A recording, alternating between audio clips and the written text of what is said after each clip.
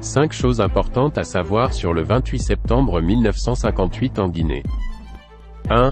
Référendum historique. La Guinée est devenue le premier pays africain francophone à rejeter la proposition de la communauté française du général de Gaulle lors du référendum de 1958.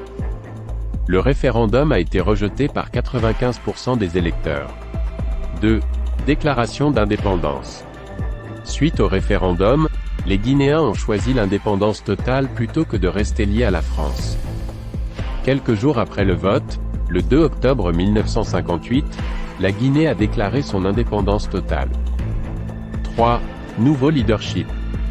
Sous la direction d'Ahmed Sékou Touré, premier président de la Guinée, le pays s'est lancé dans l'autodétermination. Sékou a régné d'une main de fer pendant plus de 25 ans. Il avait une approche communiste s'agissant de la gestion du pays. À ce jour, il demeure l'une des figures les plus controversées de l'histoire de la Guinée. 4. Conséquences économiques. L'indépendance de la Guinée a eu d'importantes conséquences économiques, en ce sens que la France a rapidement retiré son soutien économique et technique en réponse au vote en faveur de l'indépendance. Cela a laissé la Guinée face à d'importantes difficultés économiques à surmonter. 5.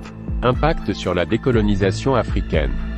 La courageuse décision de la Guinée de choisir l'indépendance a inspiré d'autres pays africains.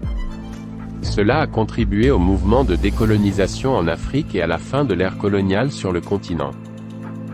À ce jour, la Guinée fait toujours face à de nombreux défis dans tous les domaines. Cependant, la décision courageuse prise par le pays le 28 septembre 1958 a eu un impact profond sur le destin de la Guinée et a inspiré tout un continent.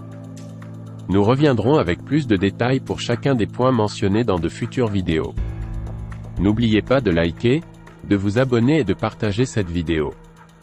En attendant, restez solides.